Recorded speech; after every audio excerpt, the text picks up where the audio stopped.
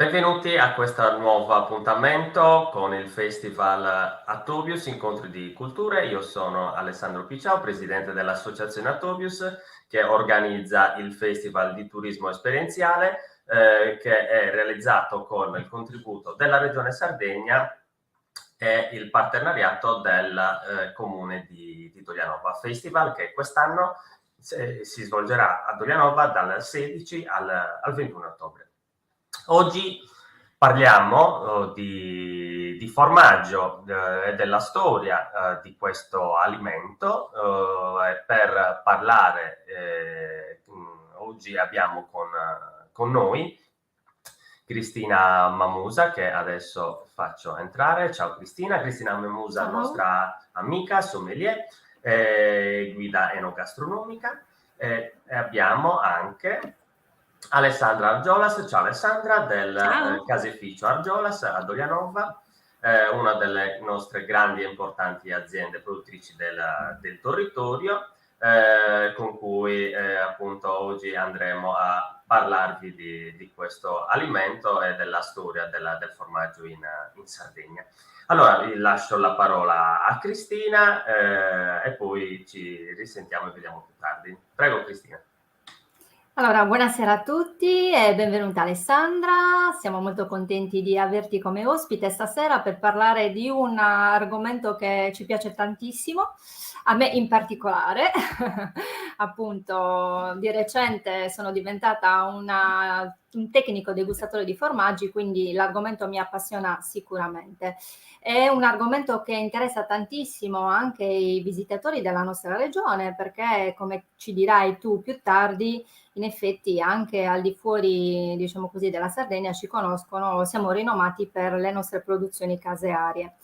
Quindi oggi Alessandra, penso che ci racconterai un po' tutta la storia, insomma, della caseificazione, parleremo appunto delle DOP che non tutti conoscono e poi concluderemo magari con qualche ricetta sfiziosa che caratterizza insomma la nostra gastronomia e che ha come elemento principe il formaggio. Quindi ora io ti lascio la parola, ovviamente sicuramente al termine della presentazione avrò delle domande da farti, ma anche da casa, se avete delle curiosità, potete tranquillamente scrivere appunto nella nostra pagina Facebook e poi cercheremo ovviamente di soddisfare le vostre curiosità. Bene Alessandra, ti lascio la parola e non vediamo l'ora di ascoltare la tua presentazione. Prego. Grazie mille Cristina e grazie mille Alessandro. Tanto piacere, io sono appunto Alessandra Argiolas, sono la responsabile marketing e commerciale dell'Argiolas Formaggi, come diceva Alessandro, appunto un caseificio del territorio. E quindi diciamo sono stata chiamata proprio come testimonial di questa della nostra realtà e quindi del caseificio in Sardegna e della trasformazione appunto del latte. Quindi di che cosa parleremo oggi? Intanto parleremo delle origini, cioè di come siamo arrivati in Sardegna a diventare produttori di formaggio e anche importanti, perché la produzione del formaggio in Sardegna è una componente importantissima del nostro PIL. Come si fa il formaggio? Quindi cerchiamo anche di capire quali sono, diciamo, i principali passaggi che si utilizzano appunto per fare il formaggio, anche per comprendere meglio quali sono appunto le caratteristiche che differenziano i vari formaggi della Sardegna.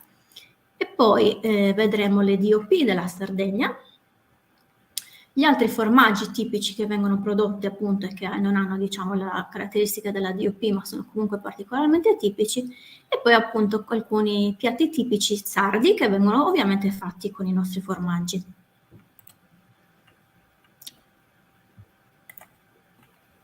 Allora, come vi dicevo, i formaggi sono una specialità importantissima della nostra gastronomia, nonché un'importantissima fonte del reddito principale e quindi appunto dei caseifici che producono il formaggio e lo vendono in tutto il mondo, ma anche l'indotto. Che cos'è l'indotto? Quindi tutto ciò che succede attorno ai caseifici e alla produzione del formaggio, quindi la produzione del latte, ma non solo del latte, anche di tutta una serie di componenti e di elementi che ruotano attorno a quelli che sono i caseifici e la produzione del formaggio. Pensate che solo i pastori sono 12.000 in Sardegna. Quindi la sua origine e l'importanza di questo prodotto appunto si deve alla nostra antica tradizione pastorale. Pensate quanto è importante il business del formaggio in Sardegna, considerando che il numero di pecore che sono presenti in Sardegna è di circa 3 milioni. Valutatelo in considerazione del fatto che il numero di abitanti della Sardegna è circa 1,5 milioni. Quindi noi abbiamo 2 pecore a persona, ognuno di noi potrebbe essere un fiero possessore di una pecora, ma soprattutto ci fa capire appunto quanto è importante per noi questo mondo.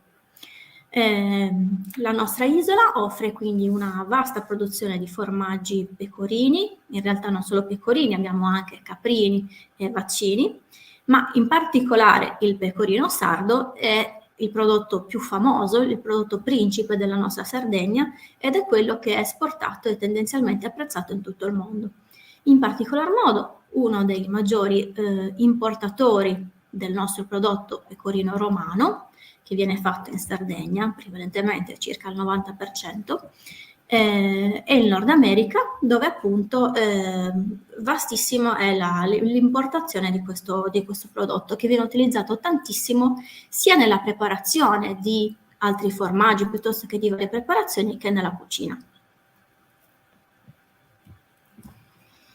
Ma quali sono le origini del nostro prodotto, del formaggio in Sardegna? Innanzitutto, come tutte le vecchie arti, ci sono sempre delle leggende attorno, no? La leggenda che sta dietro la produzione del formaggio in Sardegna, nonché appunto la tradizione agropastorale, si narra, diciamo, che derivi da questo eroe greco, figlio di Apollo, e quindi diciamo un semidio, della ninfa Cirene, il cui mito è raccontato nelle Georgiche di Virgilio. Virgilio è un grandissimo autore latino diciamo, che narra tutte, diciamo, le arti relative alla campagna, all'agricoltura, sia nelle bucoliche, che è un'altra sua opera famosissima, dove viene però un po' più romanzato, sia nelle georgiche, dove appunto parla anche di aspetti tecnici relativi appunto al mestiere del contadino, dei pastori e così via. E quindi lui narra appunto nelle georgiche la figura di questo Aristeo. Chi era Aristeo? Appunto abbiamo detto era un semidio che arrivò dalla Grecia all'Italia e alla Sardegna, portando con sé i segreti delle arti, tra cui appunto quella casearia, ma non solo, la caccia, l'agricoltura e anche l'apicoltura. Quindi era un personaggio molto legato alla terra e a tutte appunto le arti e i mestieri collegati ad esse.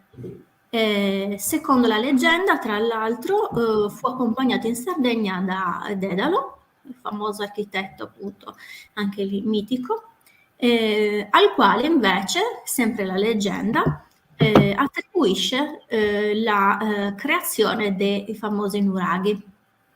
I nuraghi sono ovviamente tra i nostri reperti storici più antichi e vi ho allegato appunto il più importante che abbiamo in Sardegna, e cioè il nuraghe di Barumini, anzi il villaggio nuragico di Barumini.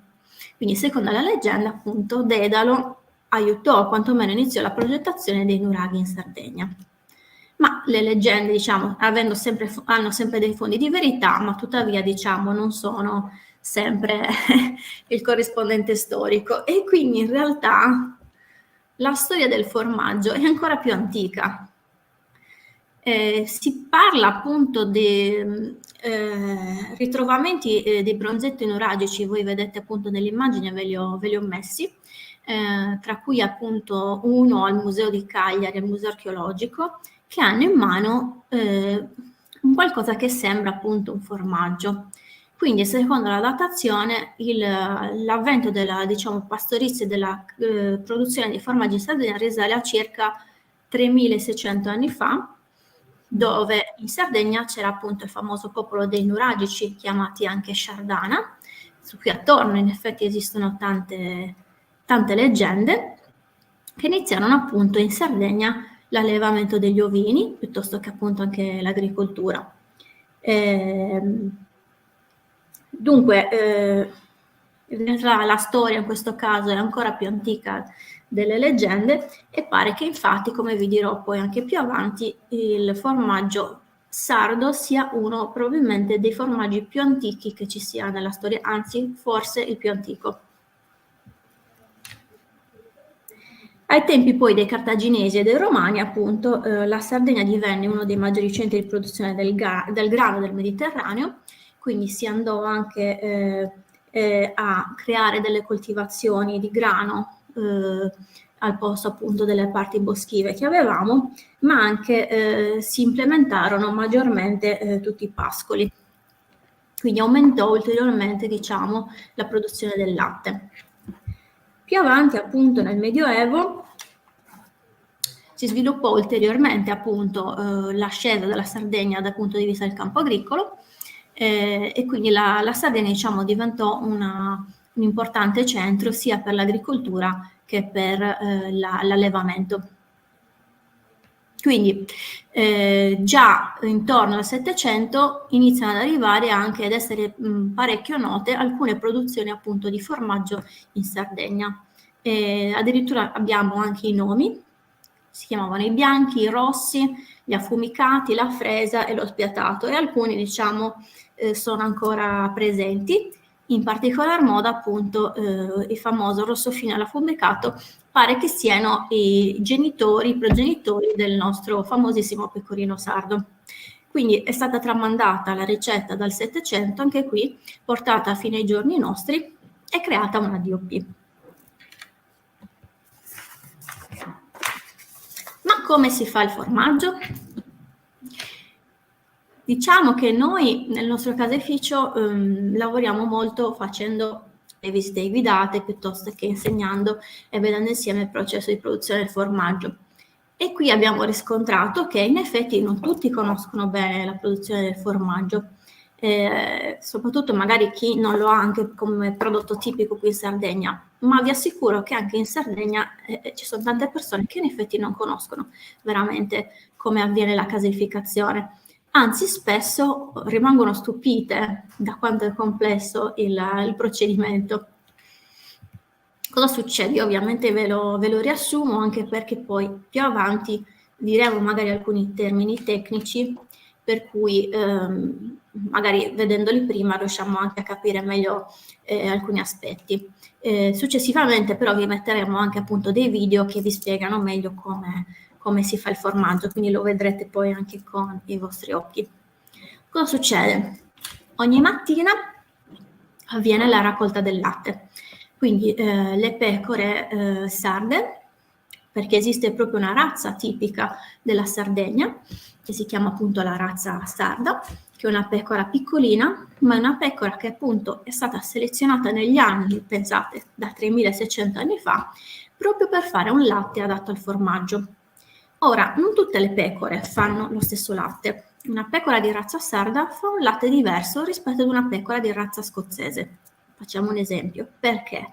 Perché la pecora di razza scozzese è stata selezionata negli anni per fare una lana di ottima qualità, mentre la pecora sarda, la cui popolazione ovviamente aveva diverse esigenze, perché comunque le temperature nostre sono diverse, sono più calde, quindi l'esigenza era diversa in questo caso, è stata selezionata appunto per fare un latte adatto alla caseificazione.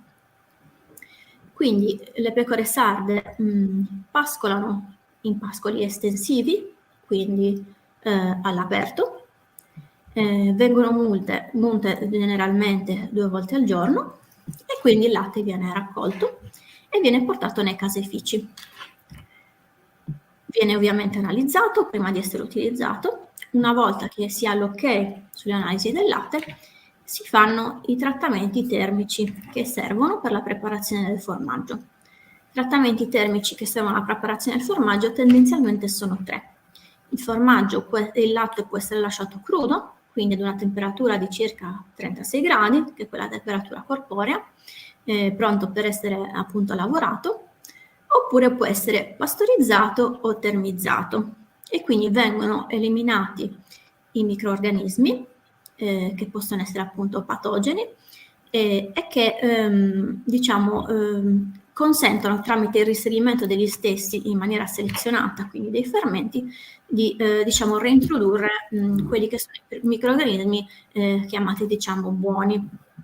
Quindi se vogliamo lavorare al latte crudo, quindi senza uccidere i microrganismi patogeni, dobbiamo essere molto sicuri di come della situazione del nostro latte, quindi che non abbia particolari livelli elevati di microrganismi cattivi, perché appunto la lavorazione al latte crudo è molto delicata. Più avanti vedremo appunto uno dei formaggi più tipici della Sardegna, cioè il fiore sardo, che ha appunto questa caratteristica, tale per cui appunto c'è bisogno di ulteriori controlli proprio per lavorare in questa maniera. Tendenzialmente invece gli altri formaggi vengono appunto o termizzati se devono essere stagionati, e quindi una pastorizzazione leggera, oppure vengono pastorizzati se devono essere fatti freschi.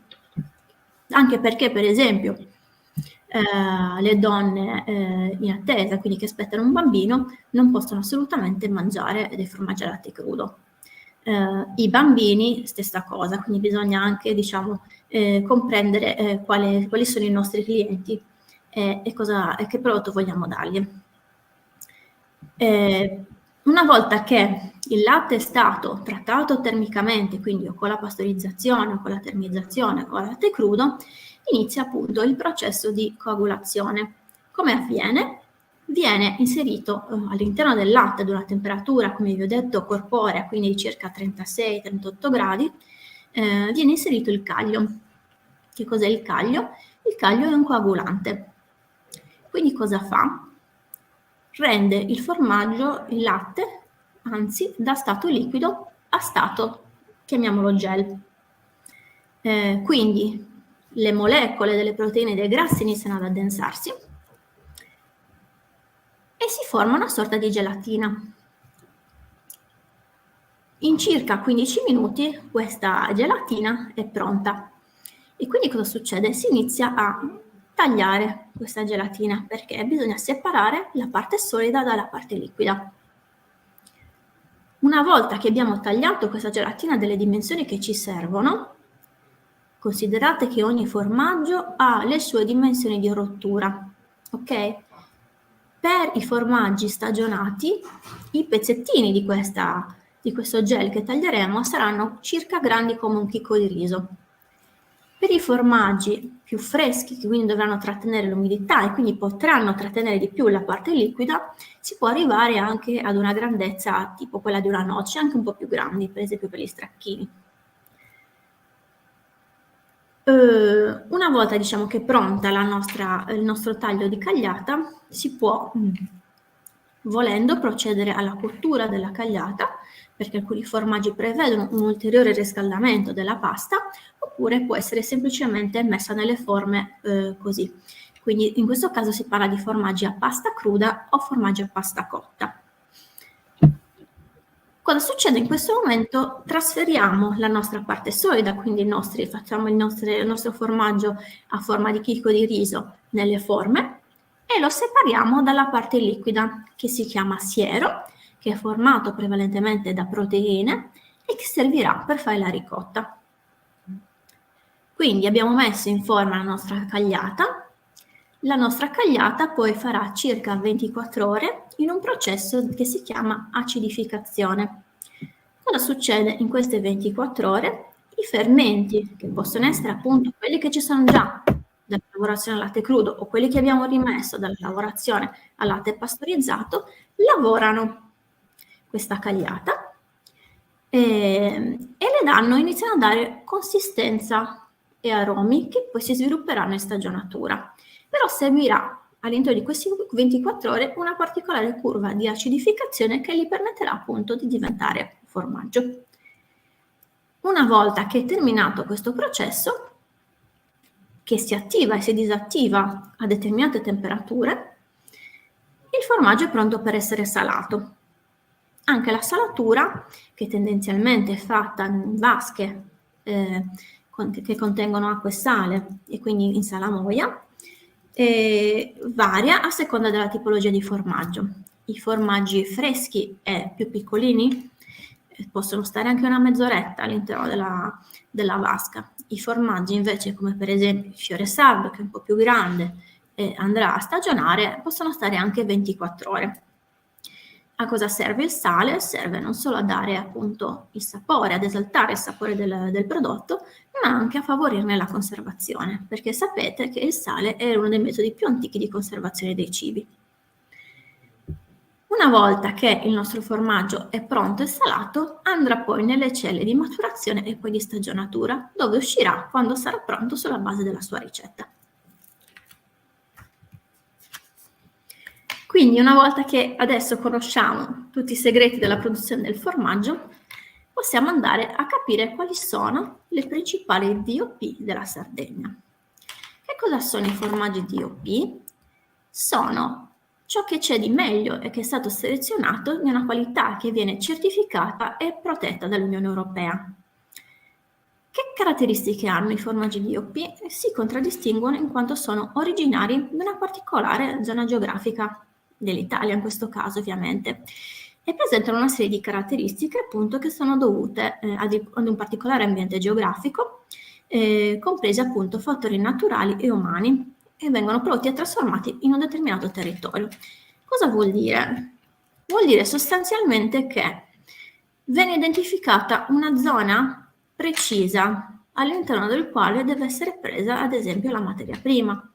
Quindi nel caso delle produzioni DOP della Sardegna, il latte che viene preso, che viene utilizzato per fare questi formaggi, deve essere esclusivamente sardo, salvo ovviamente il pecorino romano, e ovviamente anche per definizione ha nella sua DOP anche la zona di Roma e una parte della Toscana. Gli altri due formaggi DOP della Sardegna, che sono appunto il pecorino sardo e il fiore sardo, necessitano assolutamente di latte prodotto in Sardegna, e in particolar modo, per esempio, anche il fiore sardo, anche la razza della pecora deve essere appunto razza di pecora sarda. Anche il caglio che viene utilizzato deve essere un caglio di pecora sarda. Ok, quindi assolutamente identificato il territorio, è necessaria appunto la materia prima che viene realizzata in quel territorio. Non è solo questo, anche la ricetta ha delle caratteristiche comuni. Quindi tutti coloro che decidono di fare una particolare DOP devono seguire un disciplinare. Nel disciplinare ci sono delle regole che tutti i produttori che decidono appunto di aderire alla DOP e che si devono iscrivere alla DOP e che subiscono dei controlli da parte della DOP devono seguire, ok? Anche perché se io chiamo un formaggio con un particolare nome, ovviamente questo formaggio deve essere riconosciuto per il nome che ha e quindi deve avere delle caratteristiche molto simili. Cosa succede nelle DOP? Appunto si chiede l'autorizzazione alla creazione, per esempio, di una DOP, quando questa deve essere appunto certificata, deve essere creato il suo disciplinare e si deve superare una complessa procedura di riconoscimento. Ok? Quindi solo alcuni prodotti, tra tutti quelli che si candidano, hanno il riconoscimento della DOP e portano con sé questo logo che voi vedete, che è appunto il logo della DOP, che consente a tutti i consumatori di identificare immediatamente quello che è appunto un prodotto che ha la denominazione di origine protetta, che è appunto quello che vuol dire DOP. In Italia abbiamo 47 DOP, tra cui 2 ricotte e un IGP, per quanto riguarda ovviamente i formaggi. Ma quali sono le DOP della Sardegna? Ne abbiamo anche un po' già detto. Il fiore sardo, il pecorino sardo e il pecorino romano. Il fiore sardo. Come vi dicevo, la storia del formaggio della Sardegna è veramente antica. In questa immagine vediamo una forma molto particolare che adesso è in custodia presso appunto la regione Sardegna ed è quella che veniva utilizzata appunto per la creazione di questo formaggio. Se voi vedete il suo fondo, rappresenta proprio la forma di un fiore. Ed è per questo che si pensa appunto da cui abbia avuto origine il nome fiore sardo. Non solo, in realtà ci sono anche delle altre testimonianze che dicono che inizialmente il caglio utilizzato per fare il fiore sardo, quindi il coagulante, che normalmente, soprattutto storicamente, era di origine animale, in realtà per il fiore sardo fosse fatto con i fiori di cardo o di carciofo. Ed è per questo anche appunto che si dice il nome appunto abbia origine, quindi può essere sia appunto dalla forma che aveva, sia appunto dalla tipologia di caglio che veniva utilizzato. Tra l'altro il caglio di cardo e di carciofo era molto utilizzato anche presso gli antichi romani. Quindi abbiamo delle testimonianze storiche che ci dicono appunto che il fiore sardo è il formaggio più antico del mondo e, come vi ho detto, è ottenuto dal latte di pecora di razza sarda, ovviamente allevata in Sardegna. Negli anni abbiamo tramandato appunto quelle che sono le caratteristiche della ricetta del fiore sardo e sono appunto arrivati fino a noi, anche perché molti scrittori latini appunto hanno riportato nelle loro opere la storia e le caratteristiche di questo formaggio, che ci hanno permesso appunto di tramandarlo e di capire appunto negli anni e mantenere la stessa ricetta. Il fiore sardo viene prodotto, come vi ho detto, solo dalla pecora sarda, quindi la pecora di razza sarda, e si riproduce appunto la ricetta originaria. Che caratteristiche ha la ricetta originaria? È fatta dal latte intero, quindi non viene scremato, fresco e crudo, quindi in questo caso il latte non viene pastorizzato. Quindi cosa succede? Succede che abbiamo bisogno di ulteriori controlli per questo prodotto. Quindi quando si fa il fiore sardo non è controllato solo il caseificio che fa il fiore sardo, ma anche tutti gli allevatori che danno il latte per fare questo prodotto sono iscritti al consorzio e subiscono degli ulteriori controlli. Quindi in questo caso la cagliata viene tagliata molto finemente proprio perché è un prodotto che va a stagionare e non viene sottoposto a cottura, ok? Quindi è un formaggio al latte crudo e a pasta cruda. Viene raccolto in degli stampi molto particolari che hanno una forma troncoconica che viene anche detta a groppa di mulo, cioè sembra quasi la schiena di un asinello. È una forma molto particolare, anche questa è storica, e che dà sia la particolarità al formaggio, ma lo rende anche molto delicato. Perché poi da produttore vi dico che spesso, avendo diciamo questa forma, tende un po' a rischiare di spaccarsi proprio in corrispondenza della parte più larga. E quindi deve essere fatto anche questo con molta attenzione. Le forme di formaggio quindi sono riconoscibili appunto sia dal fatto che è del latte crudo, sia dalla forma, dalla crosta che viene colorata con dei coloranti naturali, può essere usato l'olio, può essere usato l'aceto, tutta una serie di sostanze naturali appunto che danno una colorazione molto naturale alla crosta del formaggio, e poi vengono marchiate con un marchio di caseina. La caseina è una proteina che viene utilizzata, cioè che è presente appunto proprio nel formaggio, quindi vengono fatti dei marchi di caseina del colore verde con la stilizzazione di una pecora e vengono applicate quando il formaggio è appena stato fatto, di modo tale che ogni volta che c'è bisogno di fare un controllo si risalga anche facilmente, molto visivamente, ad una forma di fiore sardo. Il tempo di maturazione è minimo, quindi non può uscire una forma di fiore sardo fuori da un caseificio prima che questo abbia compiuto i 105 giorni, ed il peso tendenzialmente va dai 3,5 kg ai 4 kg.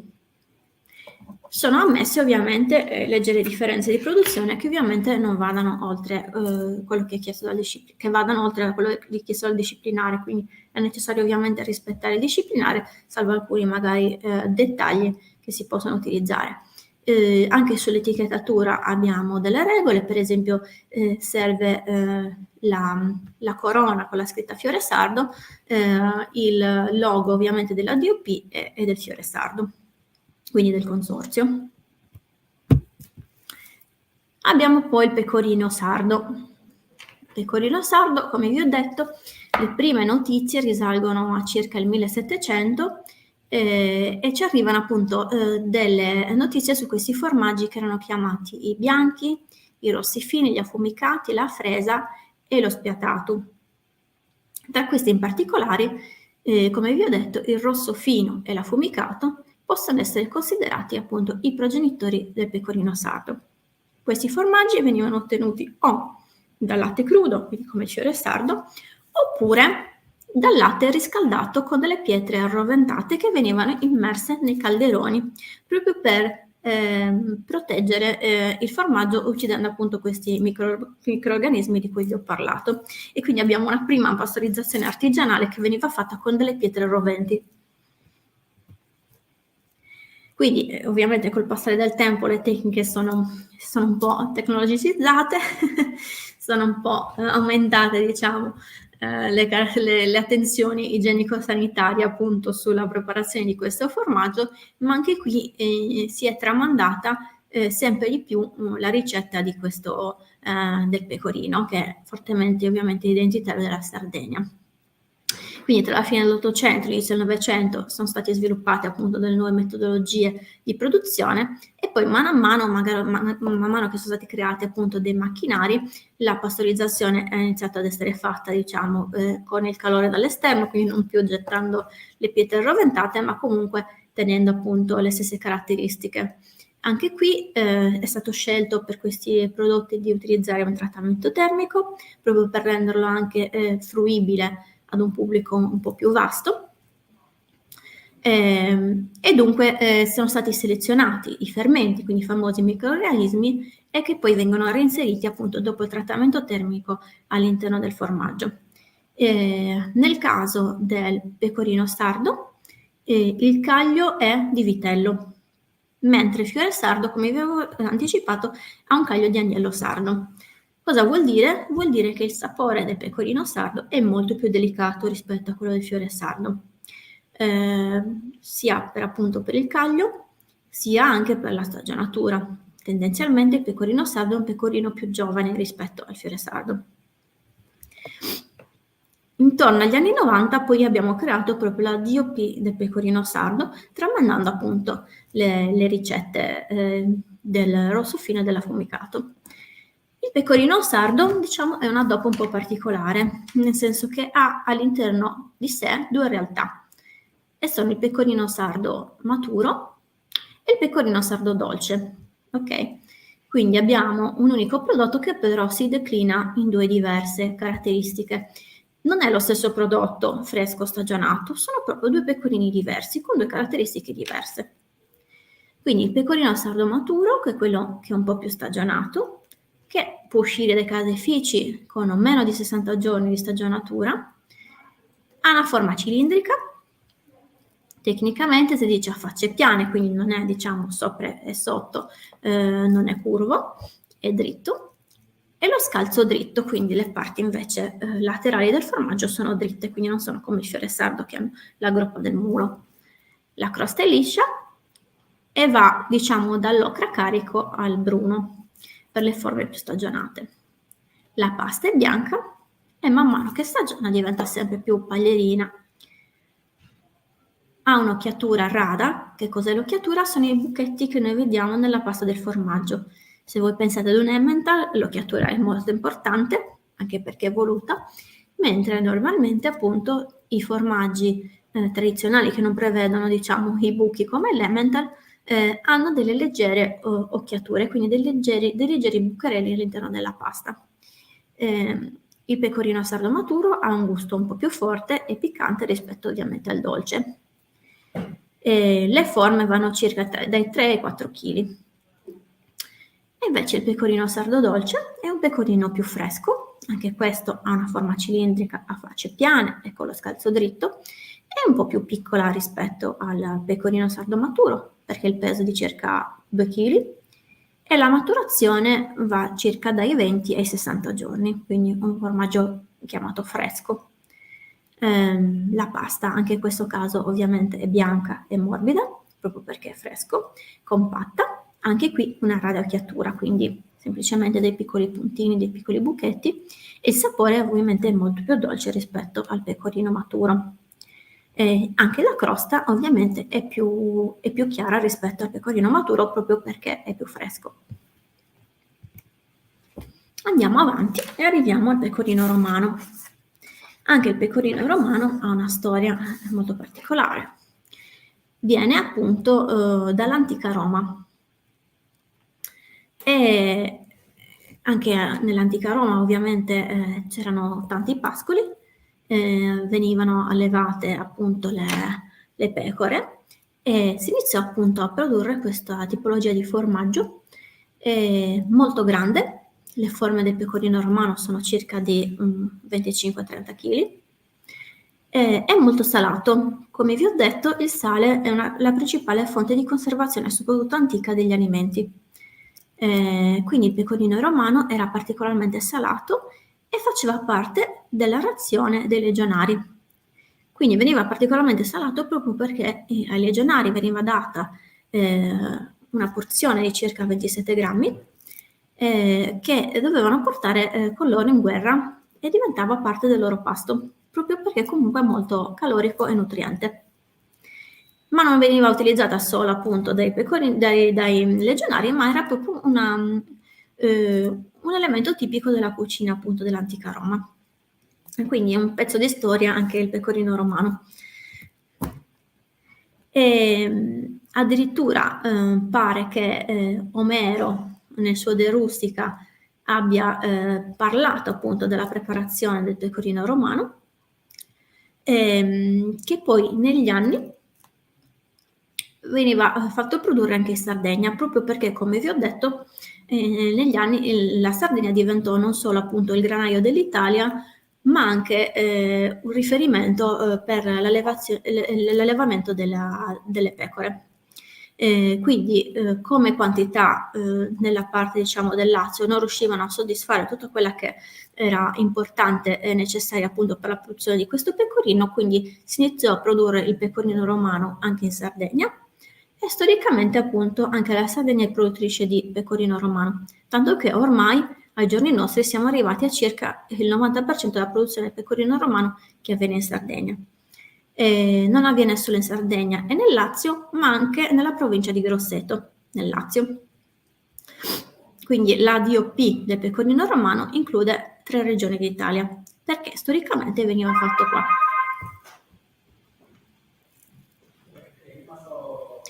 Quindi come viene fatto il pecorino romano? Anche il pecorino romano utilizza il latte della pecora sarda e utilizza il caglio di agnello, quindi anche lui è molto saporito. E come pecorino da tavola può uscire dai caseifici dopo 5 mesi di stagionatura, mentre come pecorino da grattugia dopo gli 8 mesi.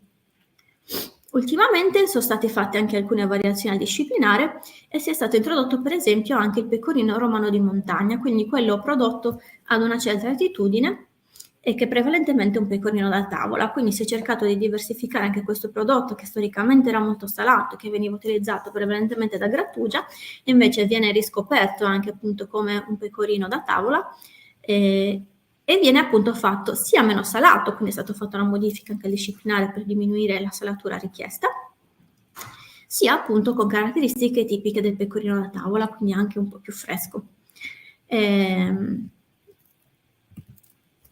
Andando avanti appunto è un formaggio a pasta dura, cotta, quindi mentre i 2 formaggi che abbiamo visto erano una pasta cruda, il fiore sardo, e il pecorino sardo a pasta semicotta, il pecorino romano invece è fatto a pasta cotta con latte intero, fresco di pecora, proveniente ovviamente esclusivamente dagli allevamenti della zona di produzione, in cui possono essere appunto inserite delle culture naturali di fermenti, come abbiamo visto, il caglio e il caglio di agnello.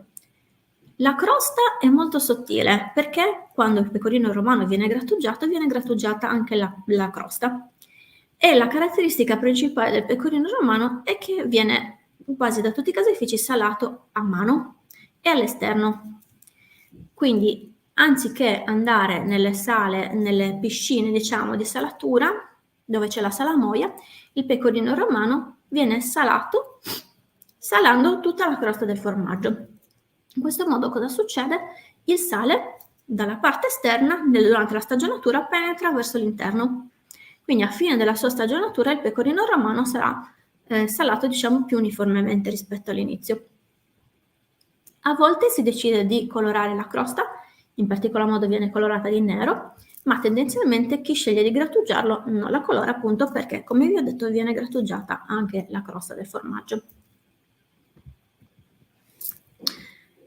Quindi la pasta, anche qui è compatta, è leggermente occhiata e il colore è molto chiaro, va dal bianco al paglierino, proprio perché è tendenzialmente più salato rispetto agli altri formaggi.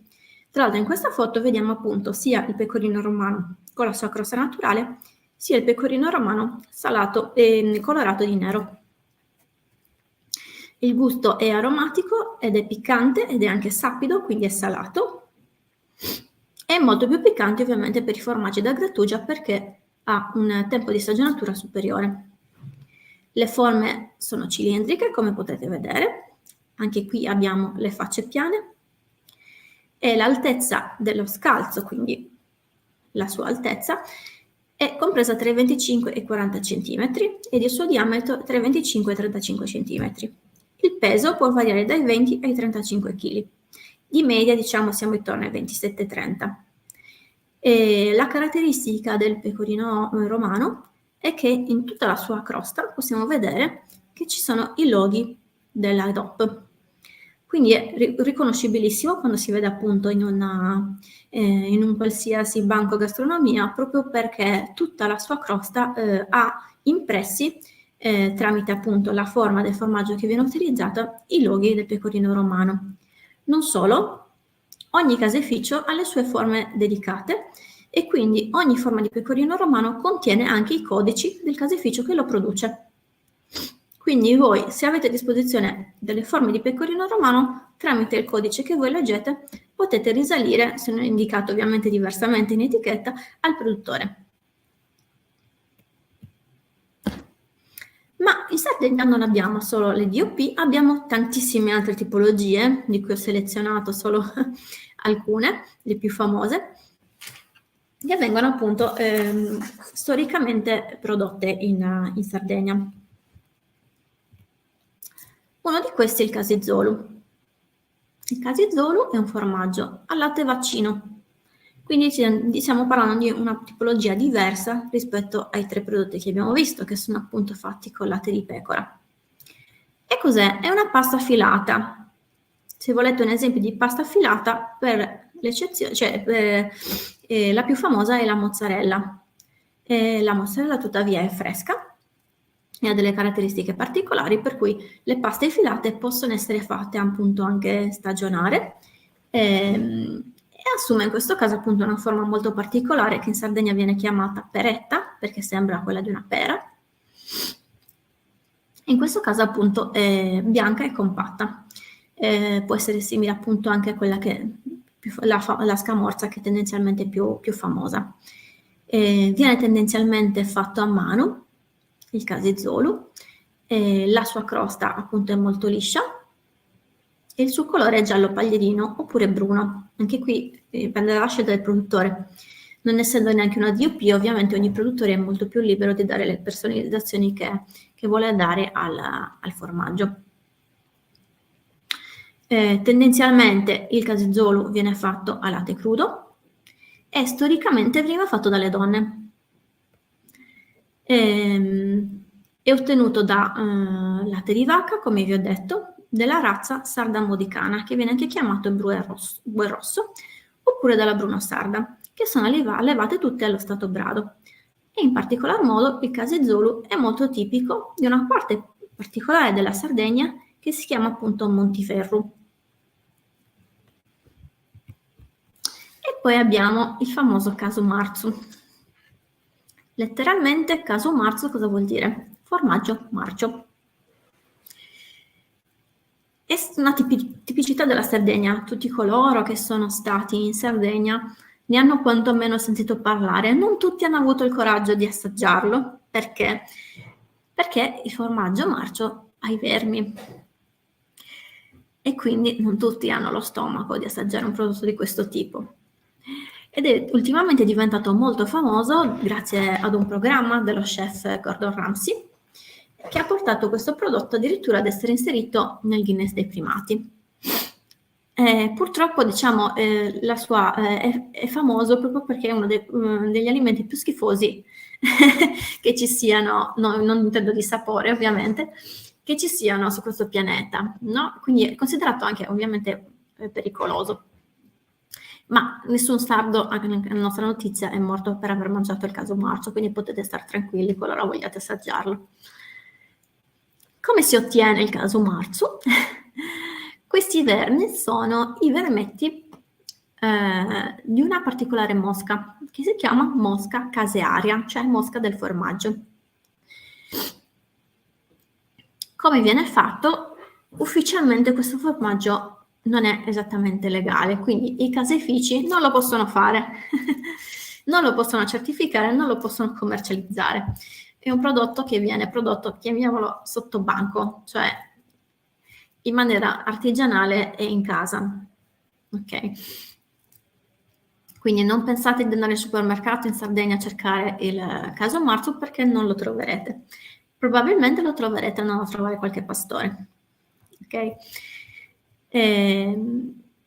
Ovviamente la sapienza dei nostri pastori sapeva dove mettere il formaggio per trovare questa mosca e in alcuni casi questo processo veniva ulteriormente aiutato facendo dei buchetti all'interno del formaggio e inserendo dell'olio in modo da un po' ammorbidire la crosta, un po' attirare questa mosca appunto affinché andasse a fare le uova in questo formaggio.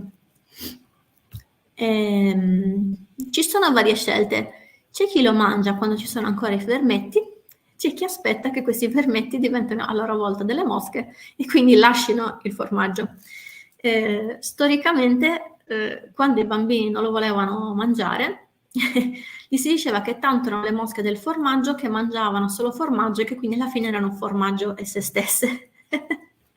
Però nel caso a me non hanno mai convinto, quindi sappiate che io questo formaggio un po' me ne vergogno, non l'ho mai assaggiato, perché non riesco, non riesco sinceramente a pensare di mangiare qualcosa dove ci sono stati i vermetti, però chi l'ha mangiato è sempre rimasto molto soddisfatto, perché pare appunto che la digestione del formaggio da parte di questi vermetti lo renda particolarmente saporito e piccante. E poi abbiamo il casu agedu. Letteralmente vuol dire formaggio acido, ok? È un formaggio a pasta fresca, che può essere anche appunto stagionato, che normalmente viene conservato in salamoia, quindi in acqua con sale. Come vedete dalla foto, si presenta a forma di piccoli quadrati. Cosa vi ho raccontato quando vi ho raccontato la ricetta del formaggio? Che la cagliata, quindi una volta che il latte viene portato alla temperatura di caseificazione, 36 gradi, e viene inserito il caglio, cosa succede? Diventa da liquido, quindi dal latte, a gel. E questo è, diciamo, proprio la tipica cagliata appena tagliata che potete appunto vedere quando si fa la lavorazione del formaggio. L'acidificazione di questo formaggio non viene stata fatta solo con i fermenti, ma anche appunto proprio per acidificazione, cioè come lo yogurt, quindi è una via di mezzo tra un formaggio e uno yogurt. Tant'è che infatti il suo odore e il suo aroma richiamano molto quello dello yogurt. Il sapore è leggermente acidulo e invece quando viene stagionato diventa più piccante e più salato. Il prodotto viene conservato, quindi come abbiamo detto, sia fresco, ma può essere anche fatto stagionare. Quindi viene fatto sì che perda l'umidità e che venga appunto salato a secco, quindi anche qui viene salato esternamente e non con le vasche di salatura. Può essere appunto, una volta salato, conservato per molti mesi, e quando viene stagionato diventa appunto, il sapore diventa forte e piccante, quindi da un sapore fresco e di yogurt iniziamo a sentire i sapori un po' più intensi, appunto dati dalla stagionatura. È un prodotto che viene spesso impiegato anche come condimento delle minestre, oppure nella preparazione, soprattutto in una zona particolare della Sardegna che è chiamata Ogliastra, come ripieno dei ravioli di patate. Ma passiamo alle ricette. Quindi, come abbiamo detto, il formaggio è un alimento principe della gastronomia della Sardegna. Dunque, tante ricette della Sardegna hanno come ingrediente principale quello del formaggio. E qual è uno degli elementi principi della Sardegna? Sono i ravioli. Il raviolo, appunto, come vi ho detto, è un piatto importantissimo della Sardegna, ma non solo della Sardegna, anche dell'Italia. È tendenzialmente un primo piatto che viene fatto con una pasta sfoglia, che può avere una forma squadrata o tondeggiante, tendenzialmente ovviamente ripieno. Ogni località italiana ha i suoi ripieni più tipici. E in Sardegna qual è il ripieno più tipico? Ovviamente la ricotta e il formaggio. Come vi ho detto, la ricotta arriva dalla trasformazione del formaggio. Quindi riprendiamo il processo del formaggio. Il latte viene portato, abbiamo detto, a 36 gradi. Si mette il caglio, si coagula. Una volta che abbiamo la nostra cagliata, si separa la parte solida dalla parte liquida. La parte liquida è il siero, che viene appunto, come vi ho detto, separato dalla parte che andrà a fare il formaggio. Viene raccolto separatamente e viene messo in delle cisterne.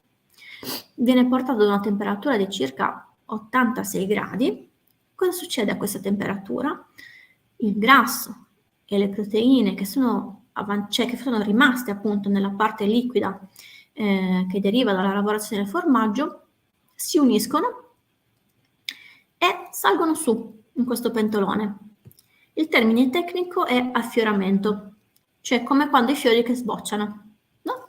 Quindi le proteine grassi si uniscono e salgono su e quindi vengono raccolti. E questa è la ricotta. La ricotta è tra l'altro un elemento, è un ingrediente molto importante in tutto il sud Italia. Se pensate anche ai cannoli siciliani, l'ingrediente principale appunto è la ricotta zuccherata. E può essere utilizzata appunto sia per la produzione di piatti salati che piatti dolci. E quindi è estremamente versatile e viene appunto largamente utilizzato. Può essere mangiato ovviamente anche tal quale, con un po' di miele. Quindi, come vi dicevo, i ravioli appunto possono essere fatti anche con una pasta all'uovo o non, possono essere serviti in brodo oppure con delle salse, ok? Essendo prodotti in tutta Italia, ovviamente all'interno di ogni regione, ognuno di noi ha le sue principali caratteristiche, sia all'interno del ripieno e della forma del raviolo, ma anche delle salse che vengono utilizzate appunto per condirli. In Sardegna il ripieno principale e più famoso dei ravioli è quello appunto a base di ricotta. Ma anche all'interno della Sardegna in realtà molti piatti sono diversi, molti ravioli sono diversi. Nel nord della Sardegna, per esempio, ci sono i famosi ravioli dolci, soprattutto nella zona della Gallura. I ravioli dolci hanno appunto un ripieno di ricotta che viene accompagnato con scorza di limone o con scorza di arancia e viene messo anche dello zucchero. Tuttavia non sono necessariamente dei dolci, anzi, diciamo che il loro utilizzo principale appunto è quello dell'essere conditi con un sugo di pomodoro fresco, una spolverata di pecorino e serviti appunto come primo piatto. Tuttavia, come vi ho detto, essendo anche dolci, spesso vengono anche fritti e conditi con miele o con zucchero. Quindi è una pietanza, diciamo, che si presta anche questa a molte interpretazioni. Mentre nel sud della Sardegna un piatto un po' più tipico è il raviolo di ricotta e spinaci o di ricotta e bietole. Questo tendenzialmente non viene fritto col miele, ma viene utilizzato appunto come primo piatto e condito appunto con prevalentemente la salsa appunto di pomodoro, un po' di basilico e ovviamente una bella spolverata di pecorino grattugiato. E poi abbiamo un'altra tipologia di ravioli. C'è chi sostiene che non siano ravioli, ma abbiano un'identità ben precisa, e sono i culurgiones. I culurgiones, anche questi, sono una pasta fresca ripiena, con una forma molto particolare e una chiusura altrettanto particolare, che viene chiamata spighita, cioè a spiga di cereale. Se voi lo guardate sembra proprio un chicco di grano.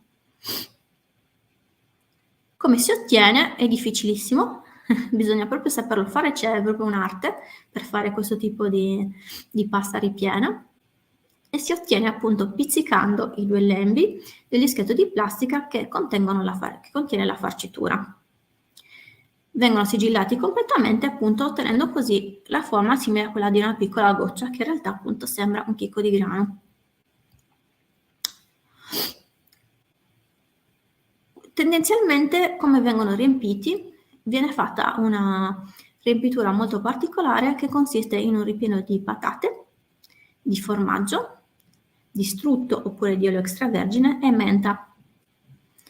È una ricetta molto particolare, tendenzialmente non esiste una pasta ripiena in giro che abbia le caratteristiche appunto di avere patate, menta e formaggio. Soprattutto la menta è un ingrediente molto particolare ovviamente nella farcitura di una pasta ripiena. I culurgiones sono talmente tipici che sono diventati recentemente un IGP, quindi hanno un prodotto ad indicazione geografica protetta. Per quanto riguarda il formaggio, anche qui ogni zona particolare della Sardegna utilizza un formaggio diverso per la creazione appunto del ripieno di questo prodotto.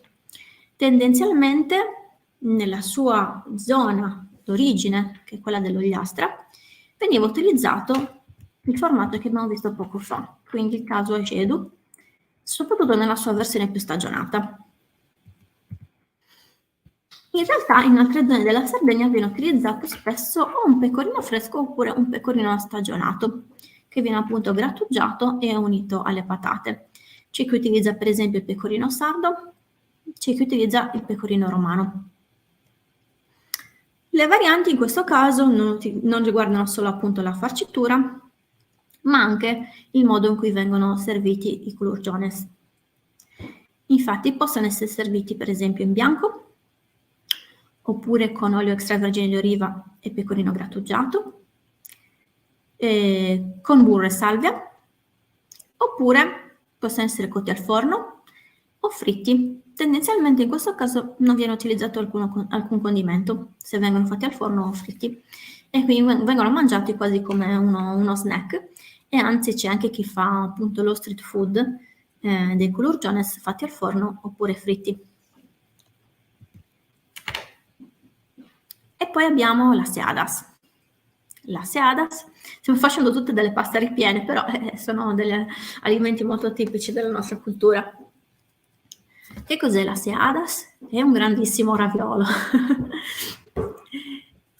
È un dolce storico della nostra gastronomia e viene preparato con un impasto di semola, e anche questo ovviamente è un ripieno.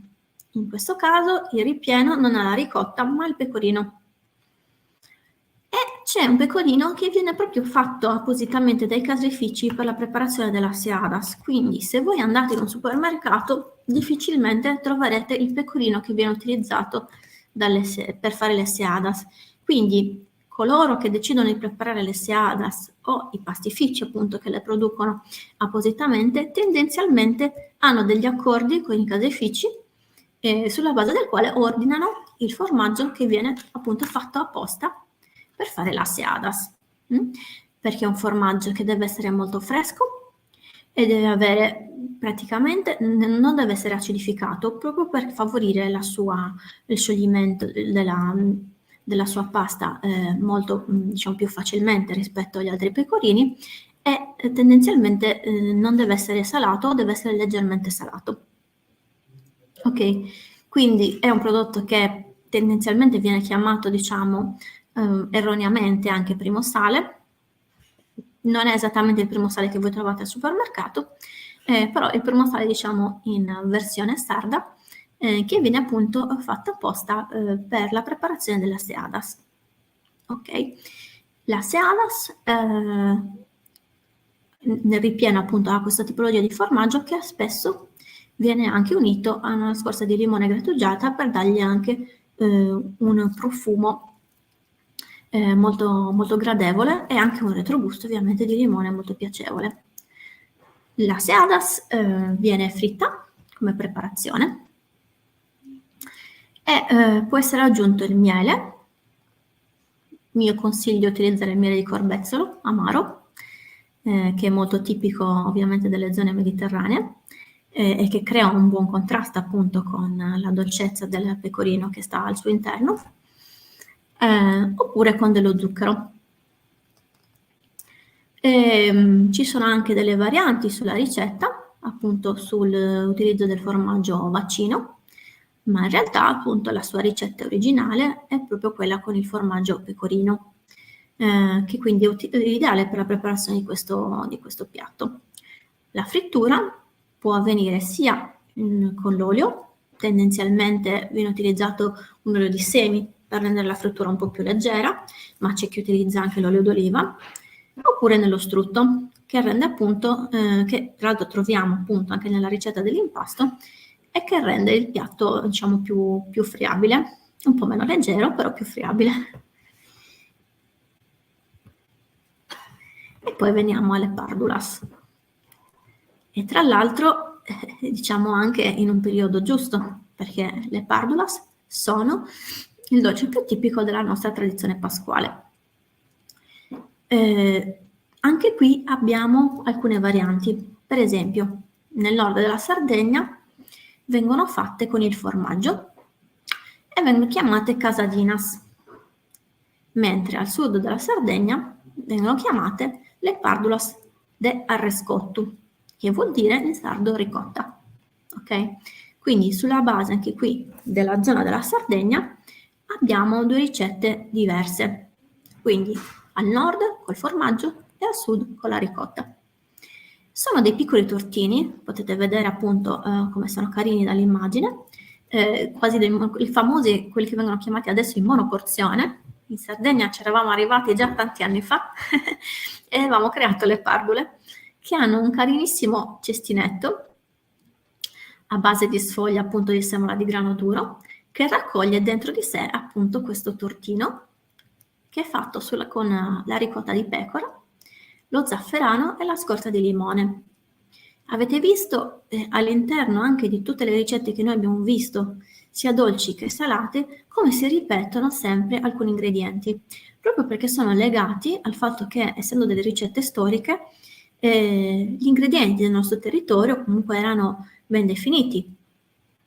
I formaggi, gli agrumi, in questo caso appunto abbiamo anche lo zafferano, la menta, le patate, sono tutti appunto ingredienti che si trovavano, che sono quasi sempre trovati, diciamo, nei nostri territori, e che quindi venivano declinati con le varie ricette appunto per offrire e per differenziare anche l'alimentazione quotidiana, ma che poi alla fine erano anche una rivisitazione degli stessi appunto ingredienti che ci offriva il nostro territorio. Ok, quindi come vi ho detto, le pardulas si preparano nelle festività di Pasqua, e quindi questo è proprio il periodo in cui c'è una maggiore produzione. E voi vi chiederete perché? Perché in realtà questo è anche il periodo in cui c'è più latte e quindi c'è più produzione di formaggio e di ricotta. Essendo poi la ricotta un alimento molto fresco che va conservato subito, guardate anche come la tradizione e le necessità si uniscono, ok? Quindi nel periodo in cui c'era tanta produzione di formaggio e quindi di ricotta, sono stati creati appunto degli alimenti legati appunto anche a determinate festività che miravano appunto all'utilizzo di questa materia prima. Quindi abbiamo detto fatte con la ricotta e possono essere in questo caso decorate, come vediamo nella foto, con lo zucchero a velo, oppure con spennellate di miele, oppure spolverate con degli zuccherini colorati. E quindi anche qui sta un po' alla fantasia di chi decide di preparare le pardule. E vi lascio con un proverbio che dice: al padrone non far sapere quanto è buono il cacio con le pere. Perché in realtà, appunto, cosa vuol dire? Vuol dire che il formaggio in realtà è un alimento che è talmente versatile che può essere veramente abbinato anche con un ingrediente semplice come sono appunto le pere, per tirare fuori anche lì il meglio di sé. Come vi ho detto, per noi sardi è un alimento importantissimo.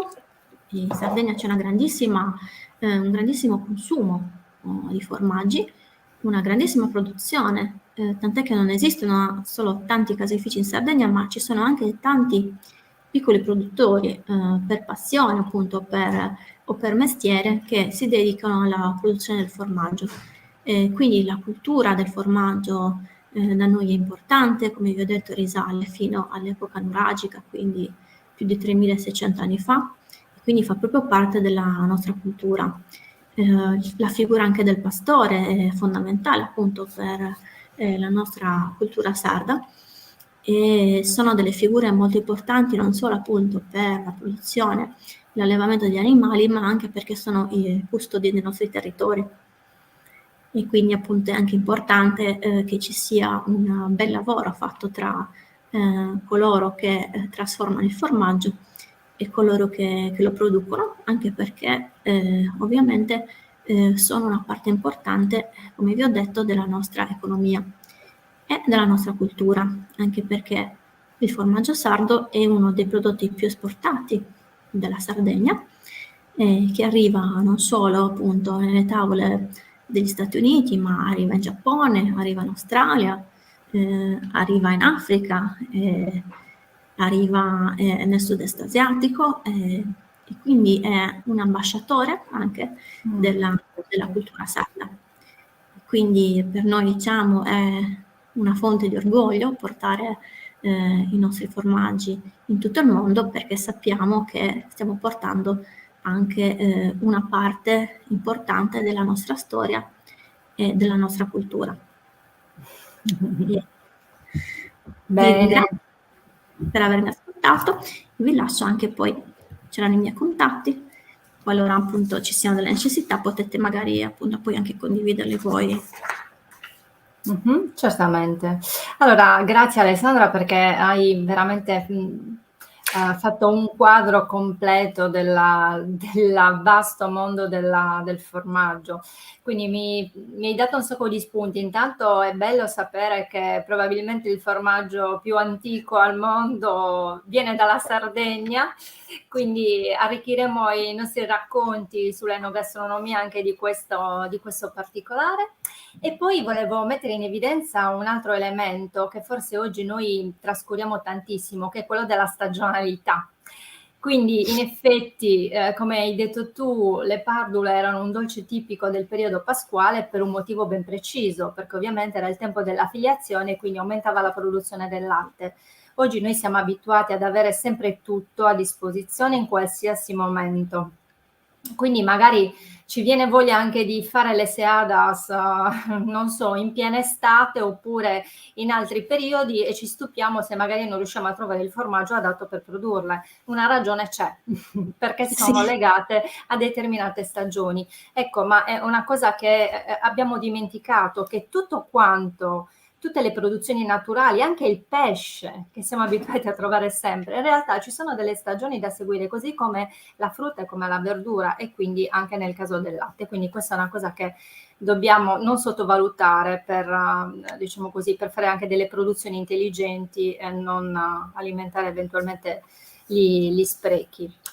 Quindi volevo rassicurare tutti quelli che ci stanno ascoltando che se avrete la possibilità di partecipare fisicamente al festival, intanto potrete visitare il caseificio appunto Argiolas Formaggi, vedere quindi dal vivo tutto il processo di produzione, quindi vi assicuro che vedrete tutto quanto. Oltretutto potrete sperimentare con le vostre manine la produzione appunto del formaggio e concludere la visita con una degustazione di alcune delle loro principali specialità. Per cui è un'esperienza veramente completa che vi consentirà di immergervi nel mondo del formaggio, di tuffarvi dentro il mondo del formaggio. Quindi ancora grazie Alessandra. Ora io lascio la parola ad Alessandro, appunto, che ha il compito di fare i saluti finali e di concludere questo incontro. Quindi ancora grazie. Grazie a voi.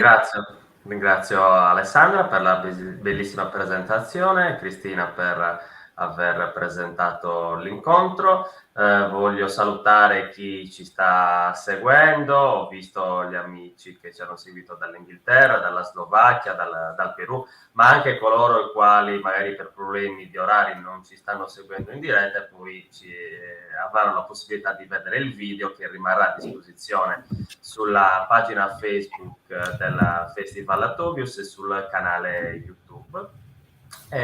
Volevo anche dire che io mangio il formaggio Marzu su Gasù Marzu e sono ancora vivo e vegeto, è un formaggio buonissimo.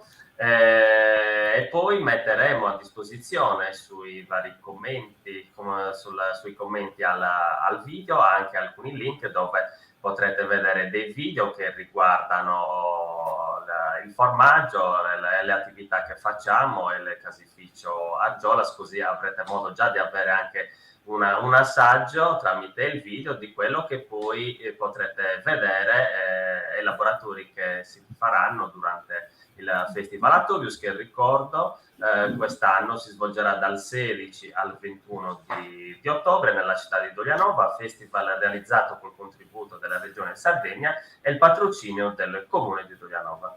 Allora, grazie, vi do appuntamento la settimana prossima con le conferenze del Festival Atobius. Avremo l'archeologo che ci parlerà del cibo nell'epoca nuragica, quindi un altro appuntamento da non perdere col Festival Atobius. Grazie, ciao, alla prossima. Ciao. Ciao.